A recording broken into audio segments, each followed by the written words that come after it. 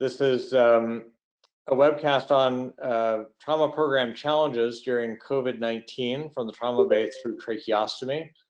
I'm Jeremy Cannon. I'm the trauma medical director for our trauma center and trauma program. And I'll lead off talking about the trauma bay. And then my colleague, Dr. Martin, will be discussing one of our highest risk procedures, tracheostomy. So welcome to everyone who's joined us live, and to those of you that are going to view this later. I hope this is informative. I actually really enjoyed putting this together and look forward to spending the next 20 to 25 minutes talking about some of the challenges we've faced, some of the observations we've made, and the lessons we've learned through this experience. I have a couple of disclosures, but none of these relate to the content of this presentation. By way of introduction, you know, as a surgeon, we tend, I at least tend not to get overly excited about infectious problems, aside from, say, peritonitis or necrotizing soft tissue infections.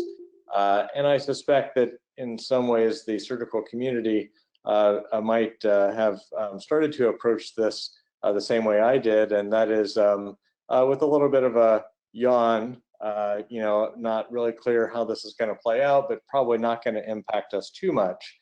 But then as we started getting reports of the virus affecting surgical patients, certainly residency programs, hospital operations, and then, you know, pretty much the entire economy and country and the world as we know it, things got a little more exciting and challenging.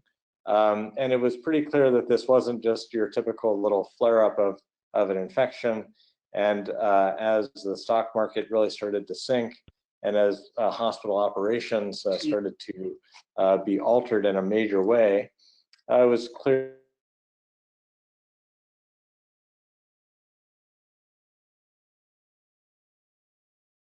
that perhaps this was major repercussions that we needed to think very carefully about and respond to aggressively. So over the next several minutes, I'll talk about our PPMC trauma and trauma bay context, lay some groundwork, the types of patients we see, our general sort of day-to-day operations, and that really sets the stage for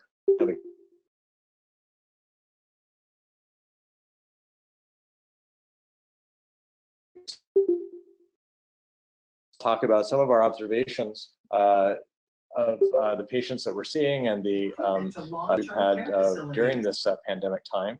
I'll talk about some of the measures we've taken to mitigate the risk of infection to our staff, and then to continue to ensure that we provide optimal trauma care to our trauma patients.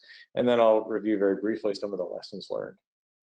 So many of you on the line know this history, but for those that are not part of our trauma team or the day-to-day operations at Penn Trauma, just a little bit of background and context.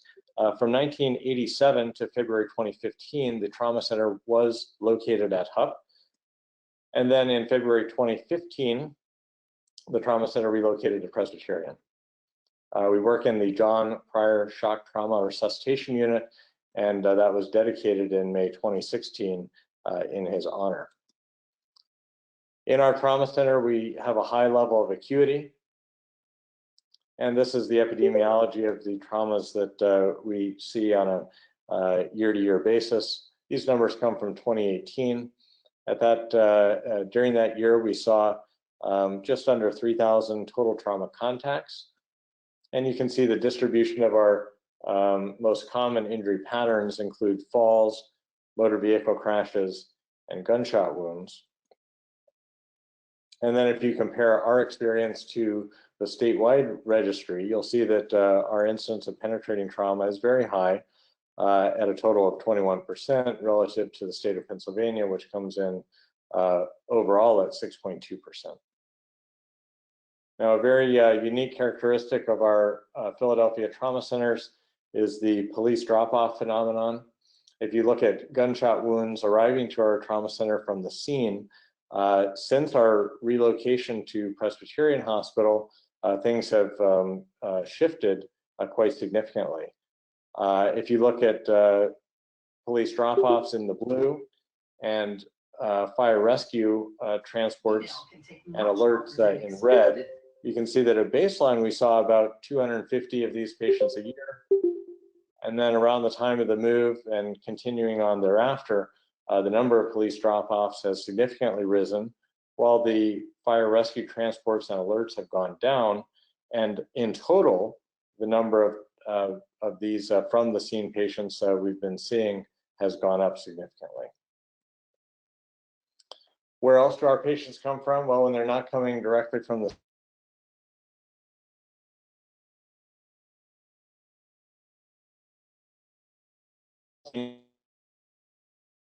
via police transport, we get a number of transfers in from other hospitals, a total of 72 other, and this was in 2018, 112 patients from a number of other trauma centers. So we're really a quaternary or even pentenary referral center for highly complex and challenging patients.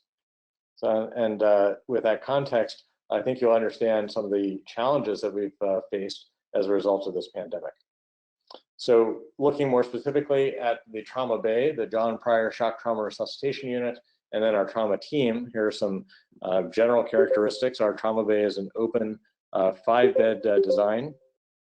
You can see that there are really no partitions between bed spaces. There is a little curtain that you can pull around, but no physical barriers. And that was deliberate in terms of trying to achieve rapid throughput on a busy Friday night. We need to have visibility on all the patients and not have them sort of sequestered off in different rooms. And we've, when this trauma bay was being designed, it was felt that that was very important.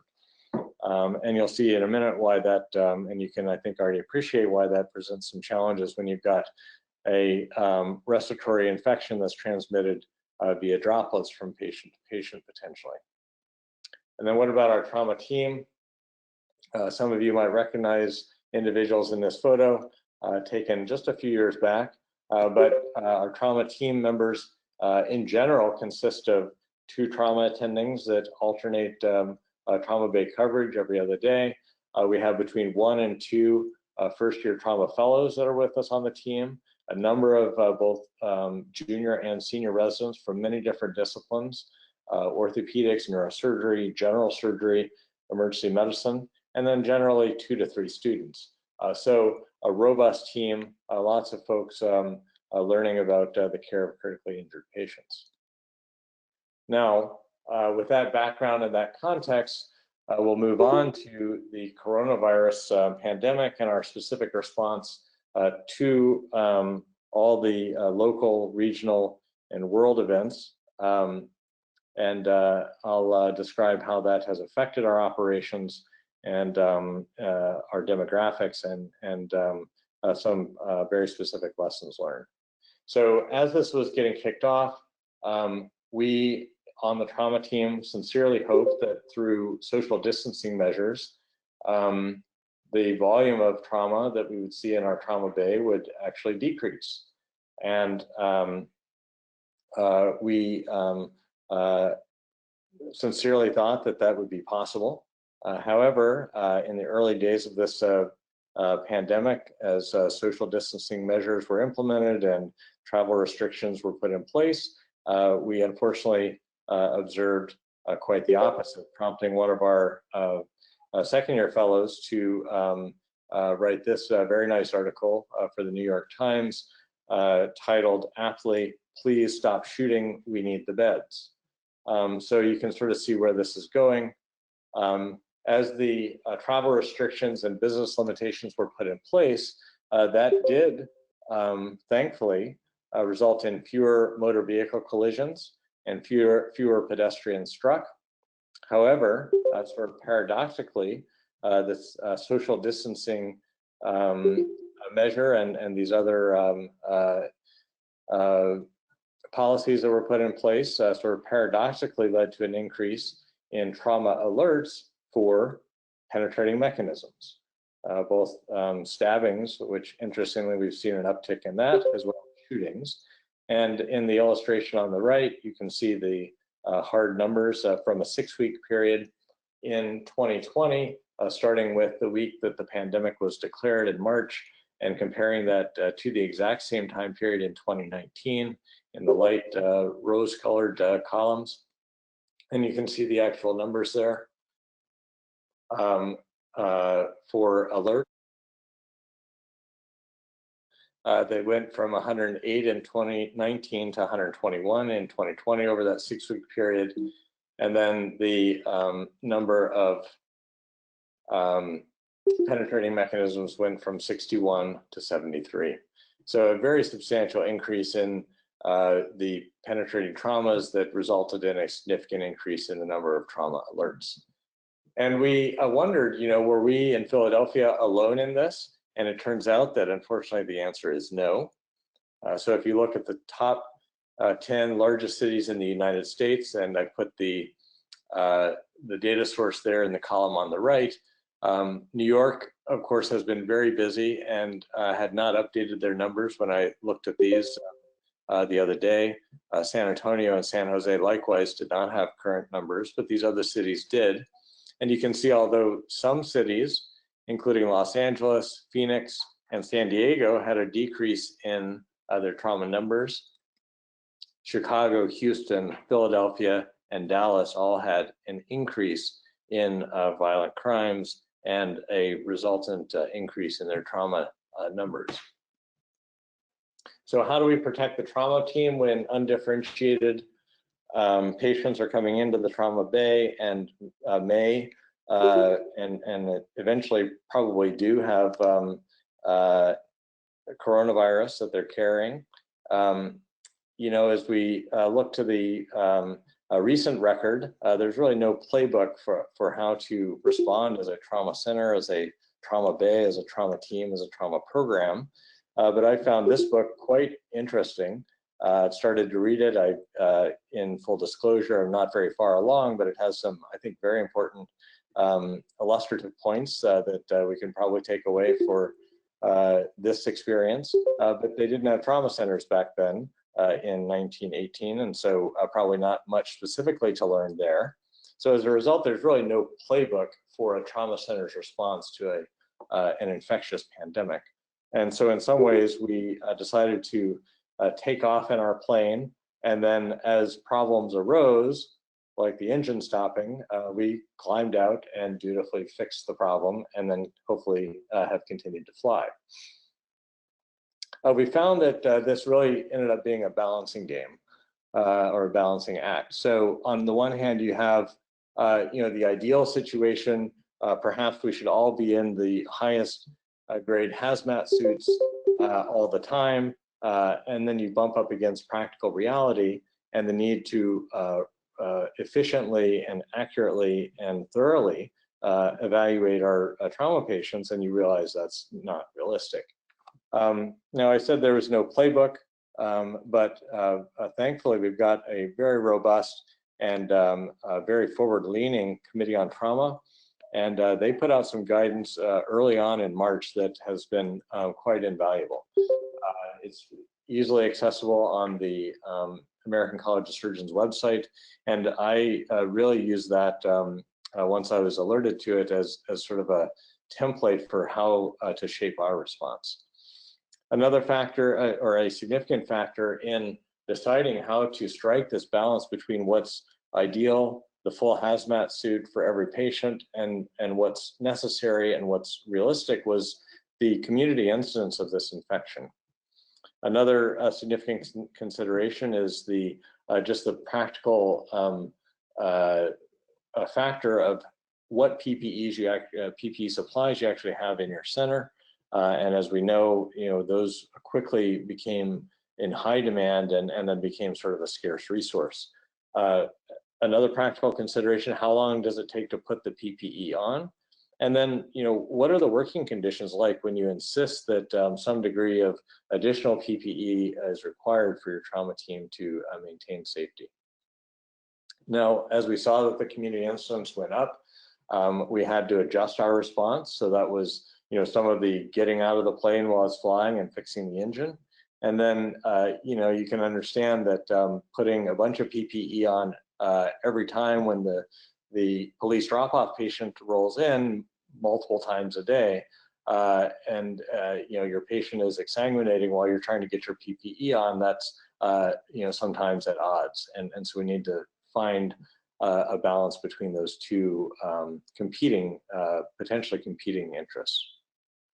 Now, as that community incidence started to rise, here are the very practical steps we took to try to strike that balance between protecting our trauma team and providing excellent care to our patients. First, what did we do to the workforce?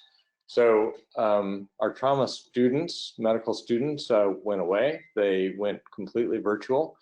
Dr. Smith Brian Smith on our team has been very attentive and has integrated them into our morning report and some educational activities, but practically speaking, they have not been in our trauma bay or part of our on-site clinical team.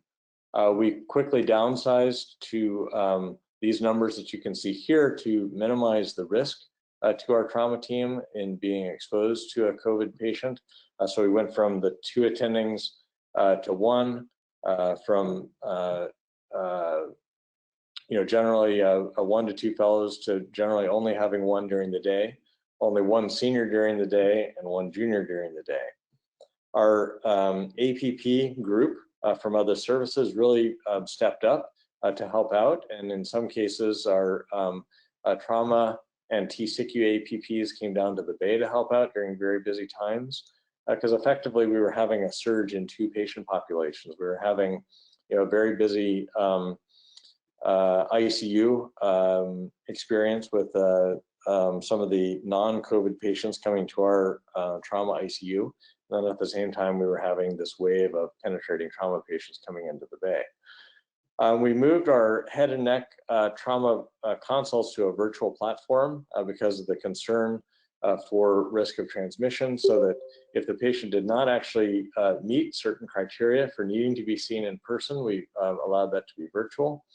And then in collaboration with our emergency department colleagues, came up with a trauma handoff process, where if they were extremely busy on the ED side and might not be available to come assist with a trauma alert that needed intubation, we would declare this trauma handoff, and that changed our workflow a bit, and we had to work through what that would mean. So specifically, the ED is our airway team, and so then during these trauma handoff periods, if they were very busy managing COVID patients over on the ED side, we would alert our anesthesia team to come down to the bay, and then we would preferentially triage virtually every trauma patient that came through the doors into the trauma bay. So we had to be ready for both of those possibilities. Now, you'll notice that the version of this document is dated yesterday, and that's because, as part of fixing the plane while it's flying, things come up and we have to modify things a little bit. And so we've come up with several of these documents that have described the workflow for dealing with either known COVID positive patients or patients where they can't be screened and they might be COVID positive, but we're not sure. So we recognize the initial evaluation of the patient as a high risk time. We designate our first trauma bay, which is in a direct line with the trauma bay doors, as our preferential location for patients that are known to be COVID positive, or those in a high risk category like a nursing home resident. Then after that patient evaluation, we committed to and worked with environmental services to clean both bay 1 and bay 2, and really to keep bay 2 open while a potentially infectious patient was in bay 1. So that's how we dealt with that open bay situation. Other centers erected more permanent barriers to provide partitioning. We felt that that was not really practical or ideal or even safe for our patient population. So again, another example of striking that balance. We limited the number of folks in our trauma bay to just essential personnel only, tightly limiting the number of people that were there for observation purposes, for education and whatnot, to just those that absolutely need to be in the bay. Now, how did we do patient screening? New patients coming into the emergency department were screened at the door. And then if we received a patient into the bay after that initial screening, we did our own screening as part of our primary survey. So you can see here the primary survey, A, B, C, D, E, airway, breathing, circulation, deficits, and exposure. We added an F, and that is fever. And so we would ask the screening questions of our patients early on in the evaluation.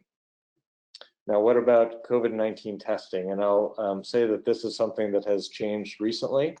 And it changed as two things occurred. One is testing became more readily available and we could actually order it through Epic.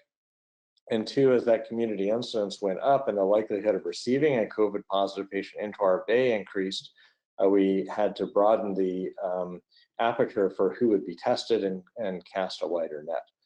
We have a what's called golden ticket test that comes back very rapidly, and that's our preferential test for these patients that come into the bay that are unable to be evaluated or who have positive screening questions. It's an Epic order, and we do that for all patients under investigation. So those that either screen positive, as I mentioned, or who are obtunded, intoxicated, or in shock and cannot otherwise be screened. And then all patients going to the OR from the trauma bay need to have a COVID swab just to, again, mitigate the risk of transmission to our OR team and to have them appropriately prepared to receive this patient. Now, what about admissions? This was something that was very clear from the Committee on Trauma guidelines, and that is that the patient's injury status really should guide the disposition of the patient much more so than their COVID status. And we have really adhered to this and have done our best to enforce this. And thankfully, it has not presented many problems, although we have had to work through some challenges. You can see here that for patients that have major injuries, we preferentially have them go to the trauma ICU or to the neurosurgical ICU. And then if they have relatively minor injuries, then they can go to the cohorted COVID unit for ongoing care. Now, what about imaging?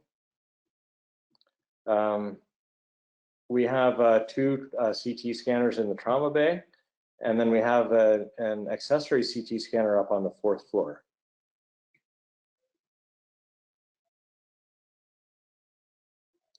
Early on in this process, we thought that we would be using the 4th floor CT scanner more often, and that we would have COVID positive patients go up to the 4th floor. However, that became impractical, and our IR team needed to reserve that 4th floor CT scanner for their uses. So instead, we have continued to use our 2 CT scanners in the trauma bay, and we just do a thorough, basically terminal clean if a PUI or a COVID negative patient comes through the trauma bay. Now, getting back to this trauma handoff concept, I had mentioned already that for our airway team, we called the anesthesia team down, and we've actually simulated this, and it overall has worked very well. Now, the elephant in the room, PPE. What do we do about that? This is perhaps the area of greatest concern, consternation, and challenge, because it affects essentially your work experience, perhaps your morale, and really has wide-reaching impacts to the trauma team and the medical center that has to supply all this PPE. So what we did is we looked at the highest risk times. Dr. Martin will be talking about tracheostomy here in just a little bit. And we felt that the initial assessment, as I mentioned, was one of those times. And so we moved very quickly to using an N95 mask as our hospital ramped up their supply of these N95s very quickly. We designated a COVID PPE cart. We kept it in line of sight so that we just wanted people to stay honest and only take the PPE that they needed, and to be sure that others had that available to them. High-risk procedures in the trauma bay, intubation, of course, and then something you might not think about, but chest tube insertion. We've seen that this virus floats around in bodily fluids, even peritoneal fluid. Doesn't come up as much in the trauma bay, but certainly chest tube insertion. And so again, early on, we identified that as a high-risk situation, and we recommended only essential staff involvement in this procedure and use of an N95 mask for the procedure. I mentioned the N95 cart, and then or the PPE cart, and then this is a UV light box that can be used to renew an N95 or clean it after use. Now, going to the extreme, this is what the military uses for their highest grade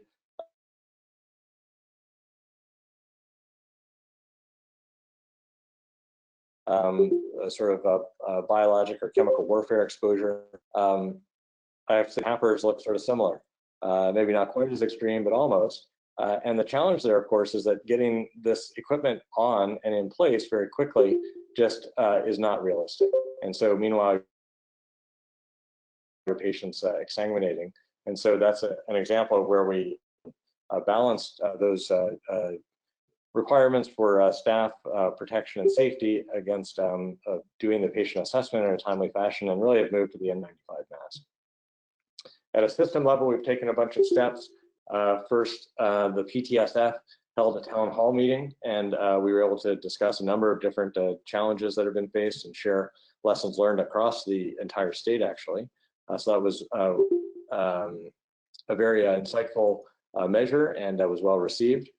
Here in the local Philadelphia area, we've initiated, really at the recommendation of the COT, weekly trauma medical director meetings with all the adult trauma center medical directors, as well as the pediatric trauma center medical directors. And that's been very useful to share lessons learned and experiences and practices across the city, so that we can really, as much as possible, harmonize our approach.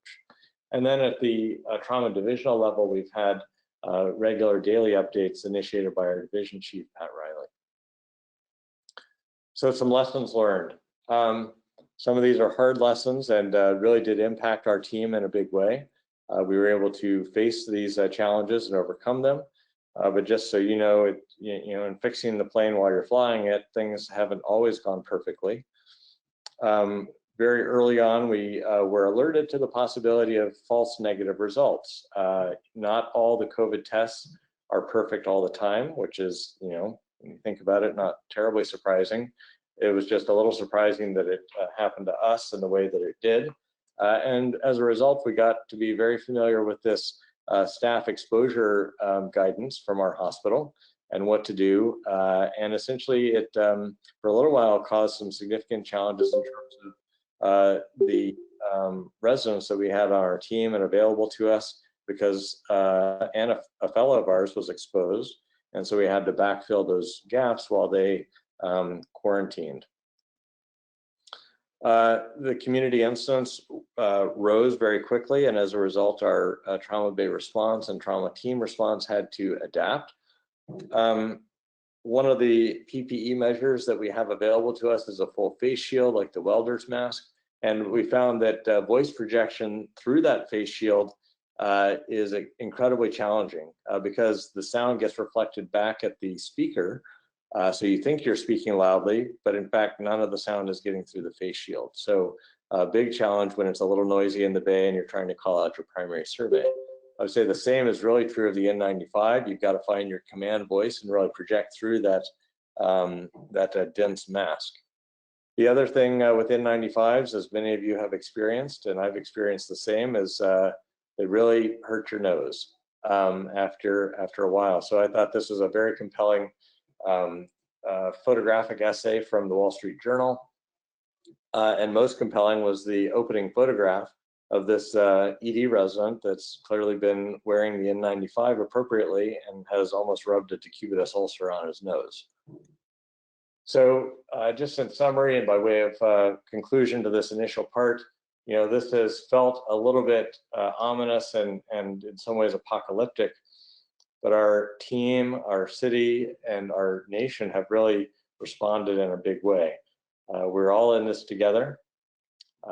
It's been very thrilling to see things like our Army reservists come and help out. This was a picture taken at one of our other trauma centers here in Philadelphia at Einstein. And we even saw some Army Reserve medics coming through our trauma bay, helping the EMT teams bring patients in. We also had a great flyover by the joint demonstration teams of the Blue Angels and my personal favorite, the Thunderbirds. And Dr. Martin, who's about to speak, was able to get up on the top of the roof with one of our patients who actually is a Marine Corps veteran, and they were able to see this flyover. And so with that, I thank you for your time and attention. I'll turn it over to Dr. Martin, and we'll stay on the line for any discussion that is generated afterwards. Thank you very much. Thanks for your time. I am going to talk to you a little bit about our approach to tracheostomy care in the COVID-19 patients. I'm going to try to cover this relatively quickly, just to save enough time for questions, because I assume both Jeremy and my talks will generate a fair amount of questions in terms of how we operationalized everything that we have and will present to you. So with that being said, I don't have anything specific to disclose that's relevant to this talk. And really, I want to cover a few things here. So we were able to put together a task force to create our practice pattern for how we would approach tracheostomy in COVID-19 patients. And I'll talk to you a little bit about that task force. The task force did create a set of guidelines. And so I'll go through the different aspects of that. And again, during the Q&A time, we can talk about how we came up with the different algorithms that we came up with. And then finally, we'll talk a little bit about our actual experience. At this point, we've probably done over 30 trachs and COVID positive patients. And we can go over some of the practical concerns and actually, really interestingly, a lot of changes to our practice pattern that were different than the guidelines that we created just 2 weeks prior. And so that's really kind of the goal of this. To begin, I really want to give credit to the COVID-19 tracheostomy task force that was put together.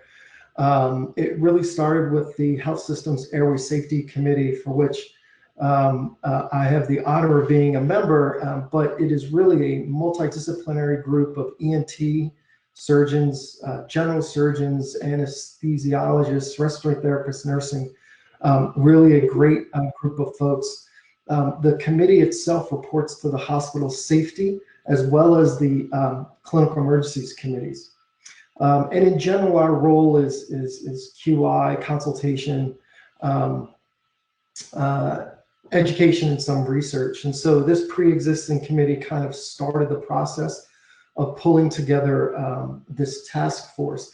Of course, for a tracheostomy task force, we wanted to really make sure that we were including folks from all of our entities, especially those folks who are most likely to be performing the great majority of these trachs, as content experts, as procedural experts, those doing the volumes of tracheostomies at the different sites. We wanted to get them involved.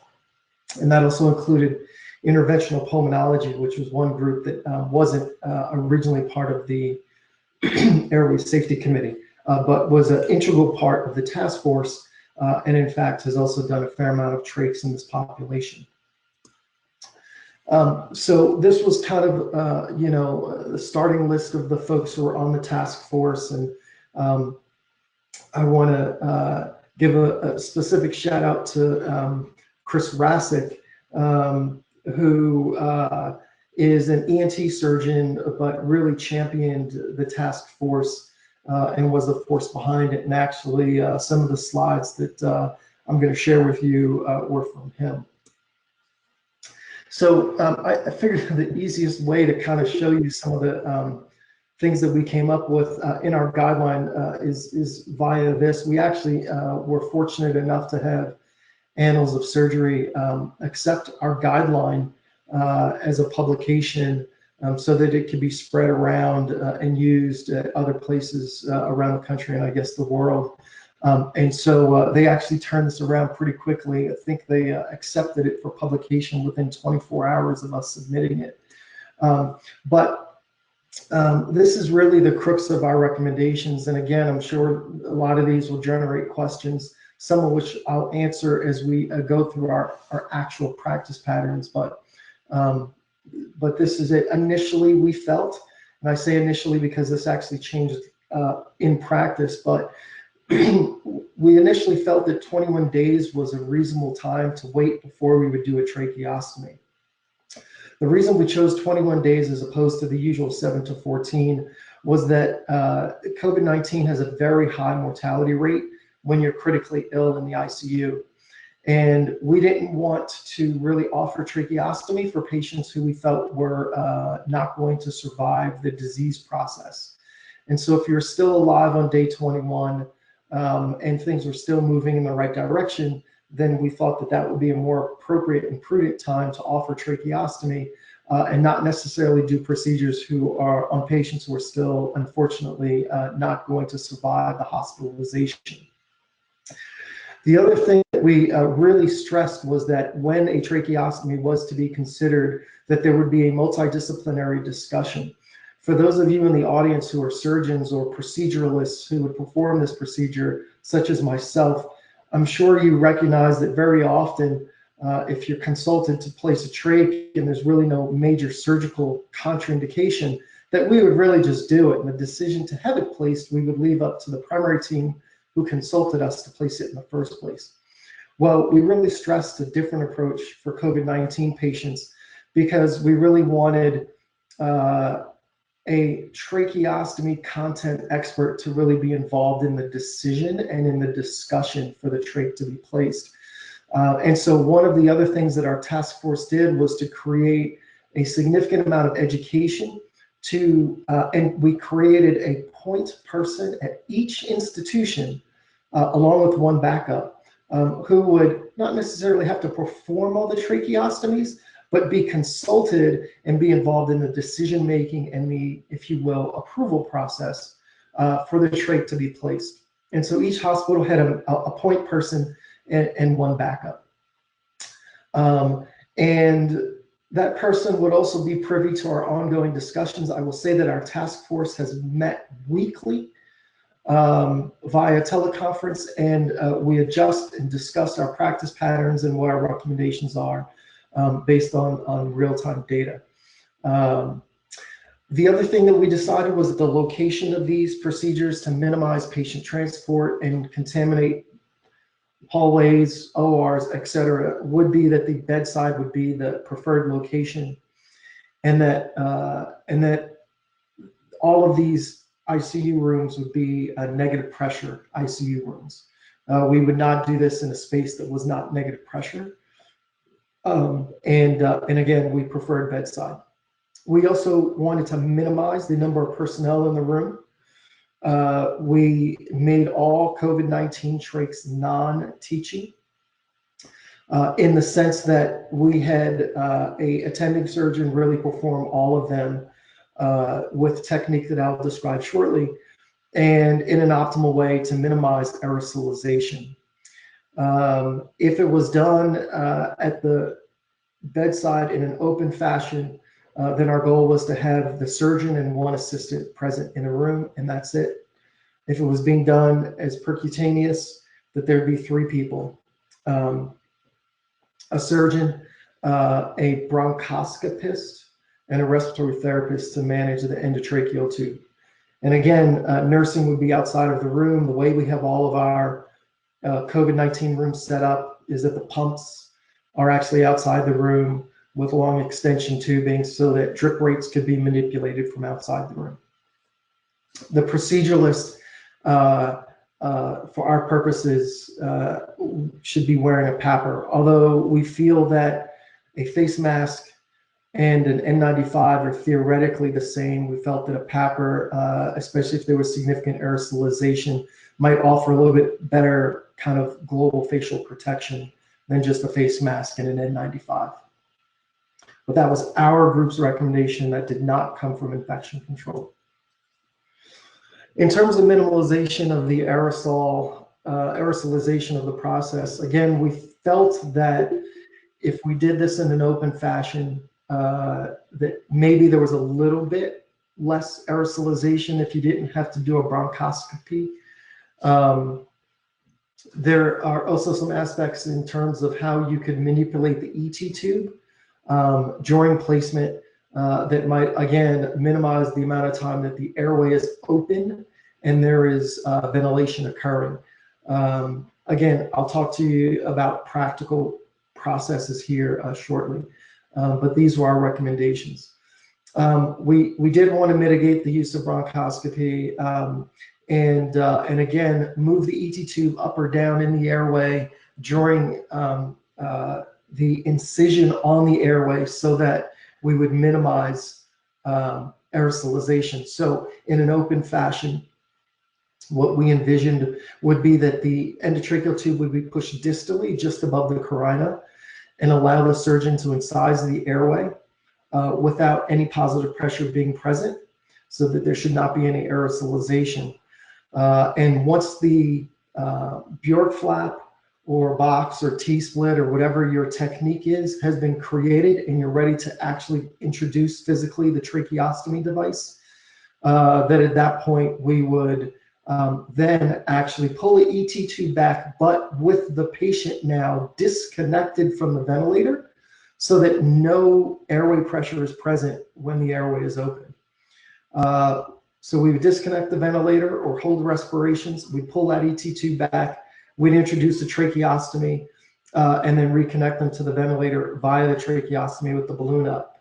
And in that process, again, we'd minimize aerosolization. And then post-operatively with the trach in place, we would use appropriate filters. As a health system, from the nursing standpoint, we felt that disposable intercannulas were better than having nursing staff have to clean non-disposable intercannulas.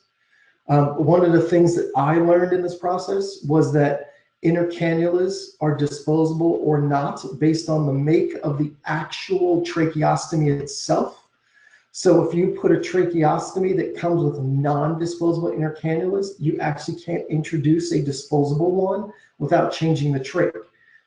So that actually readily changed some of the devices that we were using in the COVID-19 patients. And then when these patients recovered well enough to go on trach collar, we needed to create a system of protecting the rest of the room from aerosolization. As you know, patients with a trach can cough pretty significantly. And so we decided initially to create a T-tube that we would do, historically with weaning, like a T-piece trial with a HME filter on either end. Now, that actually soils the HME filter pretty quickly to the extent that they would need to be changed every 6 to 8 hours. So that wasn't a great solution. Ultimately, we have placed masks over the tracheostomy device, like a surgical mask, as well as over their mouth when the balloon is down, so that they're kind of like wearing a mask in both places. And interestingly, this article just came out earlier this month from Trauma Surgery and Acute Care Open. And it actually, for those of you who are trauma surgeons, you'll recognize pretty much every name on this author list. But they're representative from the AAST's critical care and acute care surgery committees. And actually, interestingly, Chris Machete, who had a chance to look at our published guideline, gave me a call as this was getting put together. And I will say that this guideline it mimics the one that we put out pretty closely. So with that being said, let's talk a little bit about some of the practical concerns and applications then of how we did this. Obviously, we did not place trachs on patients who are still actively being proned, but we certainly had a fair amount of patients who were being proned as part of their care. We did attempt to do the great majorities at the bedside. This picture was not of a trach. And certainly not in the COVID-19 era, because no one is wearing appropriate PPE for that. But I'll tell you that our initial experience, the first 5 we did were all really per our guideline. They were all done at the bedside in an open fashion with, 2, and I think a few had 3 people present in the room, and that was really it. As you can imagine, our proceduralists, and I will say that for the most part, between HUP, Presby, and Penn, the initial trachs are really just done by one person at each site for the most part. And they have actually contributed data back that we've been looking at pretty closely. After those first 5 trachs, folks did kind of allow the process to evolve. There has been increasing use of percutaneous tracheostomies, and at this point, we've done more percutaneous than we have done open.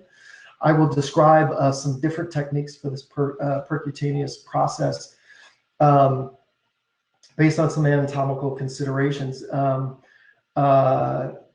And we have also seen that there has been earlier performance of tracheostomies as well, not waiting for that full 21-day, and I'll show you some data. Part of that reason has been that some of the indications are a little bit different. Not all of these patients were stranded on the ventilator and required a tracheostomy.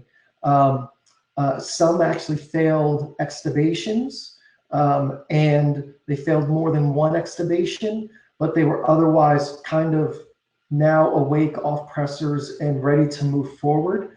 Part of that was due to laryngeal edema, part of that was due to secretions, part of that was due to neurologic deficits.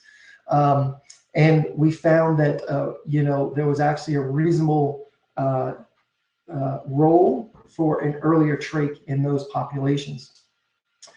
We also had a couple patients who came off ECMO, and very much as in our post-ECMO cohort of patients who had extreme debilitation after being on ECMO, we felt the tracheostomy was also appropriate at an earlier time point in that cohort as well.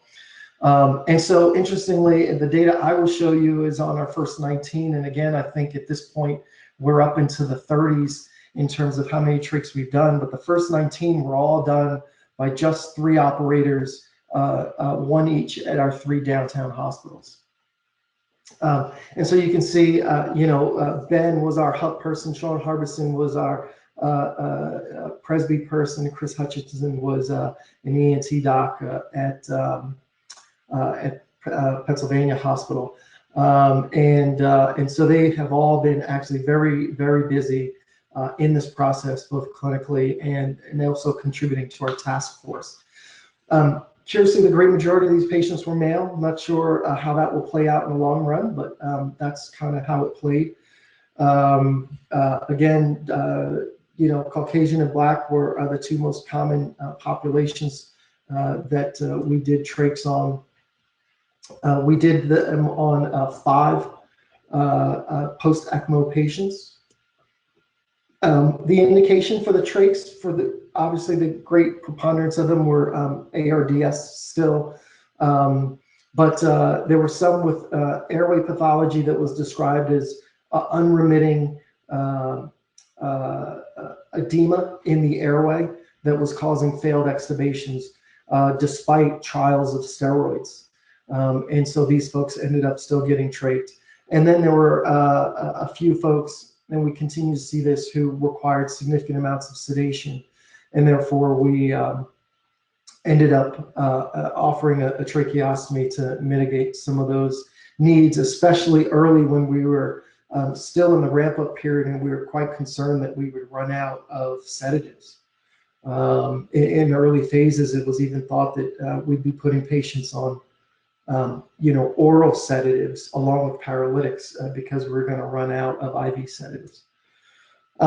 So in terms of technique, you can see in the first 19, percutaneous overtook open. Again, for the Perc trachs, there were 3 people in the room. For most handful of the opens, there were 2 people, but in a couple there was a third. In terms of, so I kind of described our open technique. The Perc technique, there were 2, interestingly.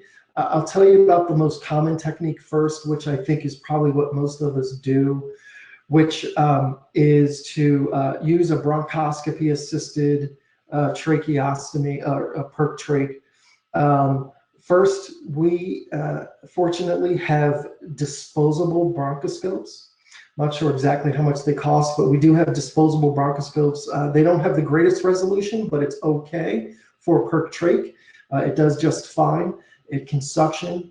And so we were using those so that we would not have to clean process a bronch after using it on a COVID positive patient. The other thing that we would do with the percutaneous technique is when we were ready to do the stick, we would watch a needle and wire go into the airway. And then we would use our small dilator, but once the rhino, the big dilator, goes in, before that rhino is pulled out, we would disconnect the patient from the ventilator so that the moment there is a big hole in the trachea, we are no longer on positive pressure ventilation, and we are no longer going to hopefully aerosolize the room. So the moment we pull out the rhino from the airway, we stop ventilation. And of course, the moment you pull the rhino out, you're now putting your actual definitive trach on the wire, and you get the trach in, and then you connect the definitive trach to your ventilator. And so really your non-ventilation time is 20 seconds. But that was our method of minimizing aerosolization. Now, the other thing that was done, and I think we actually tried this, I think the IPOM folks tried this. I'm not aware that any of the general surgeons have tried this, but this actually came from the ENT group in New York City. Again, it's a little bit different, but I will describe this technique and what you're actually seeing in this picture in order to minimize, again, aerosolization. The trach is being placed actually alongside the endotracheal tube, which you're seeing on the right bottom corner of this image. Yes, there are 2 tubes being placed into the airway.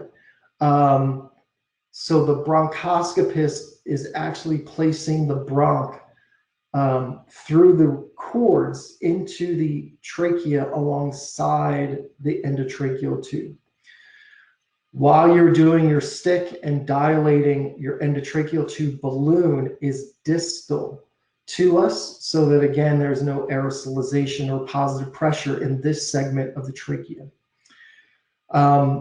The NYU group has done this apparently a fair amount of times and without incident.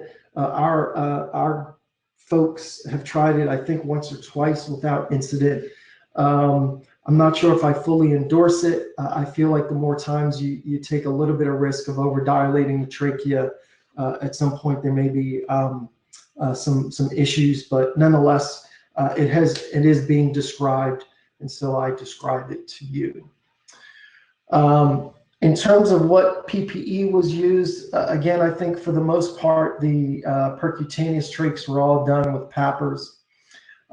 Some of the opens were done with N95s, as well as, I assume, some of these Perc trachs because of the ratios and numbers here. One of the things that we're doing, and the reason you still see surgical masks here, is it's actually surgical mask with an N95. We actually place surgical masks over our N95s to protect the N95 so that we can reuse it. So if there is spray or spatter or whatever and you contaminate your mask, you're contaminating the surgical mask and not the N95. And then again, all of these are being done with a full face shield and or goggles.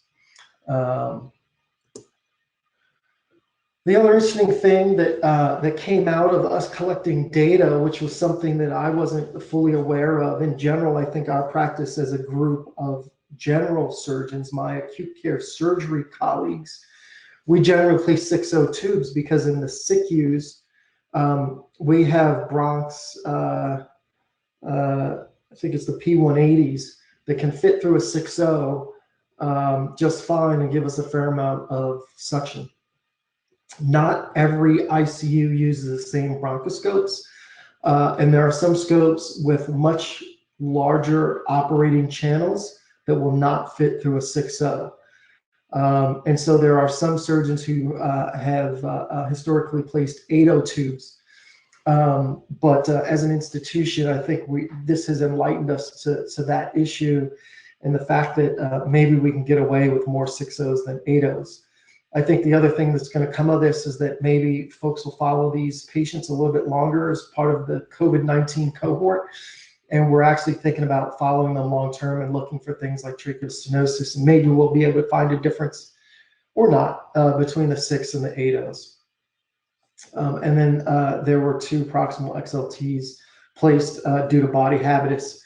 I think everyone probably also recognizes that at least our sense is that morbid obesity has played a significant role in the morbidity and mortality that COVID-19 has brought. And so we've had a couple proximals placed. I'm surprised there weren't more actually based on the population that we've been treating. And so, you know, some of our early outcomes, we obviously have had a mix of techniques. We continue to follow what's happening at our 3 hospitals. We've had no acute surgical complications in terms of the trach placements in this population. At this point, we've had 2 patients discharged home, one even who had already been decannulated. We've had several more off the ventilator, and these numbers are probably a week old now. And we still have had 1 subsequent death, despite being well enough in their recovery to have a trach placed. And I'm not sure what the details of that death are, but I'll look into it. So, you know, the process is still evolving, and we continue to look at this. If you look at the timing of our trachs, our median is, you know, is about 16 days. And so you can see we've done some early, and I will say that the early ones, for the most part, have been folks who actually have been ready to extubate, but have had airway edema issues and major sedation issues in the throes of trying to actually get off the ventilator. And then you'll see that there have been some that are on the longer end, and those folks are folks we really kind of drug our feet to see, you know, what was going to be their outcome and if a trach was really going to be a valuable adjunct to their care.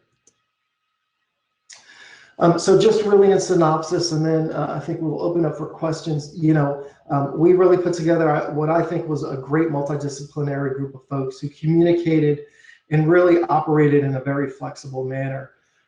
We used our large network, and again, we continue to still meet on a weekly basis and talk about how things are going and what we can do to optimize and sharing lessons learned with really frank discussions.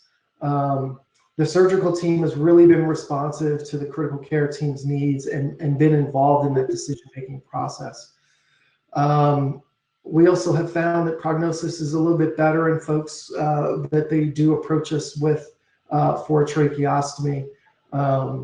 So far, none of our trach providers have had any healthcare exposures, and they've all continued to use appropriate PPE. Again, we have recognized the earlier timing and tracheostomy placement, and we think at this point that both open and percutaneous methods are safe and effective. I described the 2 methods of the trach, the Perc trach placement. We can talk about those in Q&A, and really, I think it's just operator dependent, what you're comfortable with. And then again, the one thing I didn't mention with the open trachs is that a lot of those were done with disposable trach trays. We actually have a disposable tracheostomy tray that that has actually been helpful in terms of not having to process instruments or move them through the hospital.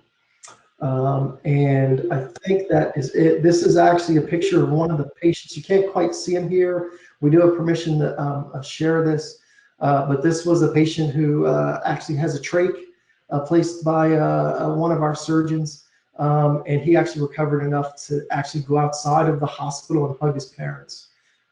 So this was, and this was a trach that was done just over a month ago. So, you know, we are absolutely seeing some successes, and again, this process continues to evolve. So with that, I think I'll stop talking and entertain any questions from the crowd. I'm sure that some of the things I mentioned were a little controversial. They asked, can you please discuss your policy regarding PEG placement in these patients? Niels, I think that's probably for you. Yeah, there's actually a document that I actually saw for the first time. There's a different group that's been working on that. I don't have it in front of me, so I can't speak to all of the components of it. I think they are also looking to put that out in the literature. Obviously, we are not pegging these patients at the same time that we're doing a trach. We are using Dobhoff tubes until they're really well enough to recover.